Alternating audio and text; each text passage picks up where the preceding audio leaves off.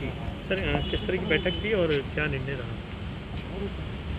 देखिए, मुहर्रम से संबंधित जो भी बॉडीज़ थी उन सभी को बुला करके आज कलेक्टर साहब के द्वारा एक मीटिंग ली गई है, जिसमें कि बहुत सारे बिंदुओं पर चर्चा हुई है। कई ऐसी चीज़ें हैं जो कि उन्हें स्पष्ट की गई हैं, जिसमें कि उन्हें बताया गया है कि अभी इस माह के अंत तक कोई भी धार्मिक प्रतिष्ठान खुले हुए नहीं हैं और सभी तरह के धार्मिक आयोजनों पर रोक लगी हुई है।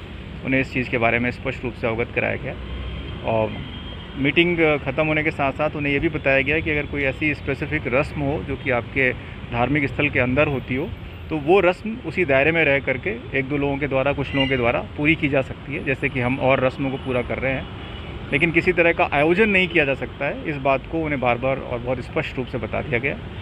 जो भी सरकार की गाइडलाइंस हैं वो लगभग सभी को स्पष्ट हैं, क्योंकि लगातार पिछले कुछ महीनों से हम इन गाइडलाइंस को बार बार सभी आयोजनों के ऊपर बताते रहे हैं। तो वो आज फिर से उन्हें स्पष्ट कर दिया गया है। उन्हें बताया गया कि अपने साथियों को भी बताएं, ताकि किसी को कोई कन्फ्यूज़न नहीं रहे कि कोई ऐसा प्रोसेशन निकालने की कोई डिमांड या अन्य ऐसी कोई बात नहीं करे कोई, क्योंकि बहुत ही स्पष्ट है कि धार्मिक आयोजन, किसी भी तरह का आयोजन हो, वो अभी 31 तारीख इस महीने के अंत तक नहीं किया जा सकता। तो सर ये स्पष्ट है ना कि जो प्रशासन की तरफ से जो हथियार हाई डोज के लिए दिए जाते हैं वो नहीं मिलेंगे? इस बार हाई डोज का आयोजन नहीं हो सकता है, मैं बहुत स्पष्ट कर देना चाहता हूँ, क्योंकि वो भी एक आयोजन है और ऐसा कोई भी आयोजन जो है इस कोरोना के समय और इस जब तक कि हमारे सामने धार्मिक स्थलों को बंद रखने के निर्देश हैं, तब तक ऐसा कोई आयोजन कहीं पर भी किसी सार्वजनिक स्थान पर नहीं किया जा सकता। ऐसी भी बात आ रही कि उच्चाधिकारी या सीएम या मंत्री से को लिखवा के लिए आता है तो फिर ऐसा आयोजन होगा, जैसे बताया जा रहा है कि ऊपर तारागढ़ पे हो रहा है। देखिए, तारागढ़ में कोई कार्यक्रम नहीं हो रहा है। ज़िले में जो भी धार्मिक स्थल हैं, चाहे वो किसी भी धर्म से जुड़े हुए हों,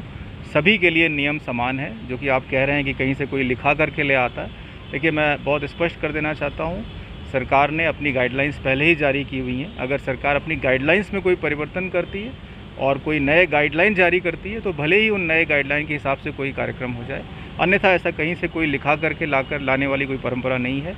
अभी तक हमें ऐसी कोई भी निर्देश अलग से प्राप्त नहीं हुए हैं किसी भी क्षेत्र के लिए या किसी भी पर्टिकुलर धर्मस्थल के लिए, तो मैं नहीं समझता कि ऐसा कुछ होने जा रहा है। लेकिन यदि कोई गाइडलाइन में परिवर्तन हो जाए तो मैं नहीं कह सकता। वर्तमान में जो गाइडलाइन है वो गाइडलाइन बहुत ही स्पष्ट है। उन गाइडलाइनों को ध्यान में रखते हुए सभी इस तरह के आयोजन जो हैं वो प्रतिबंधित हैं।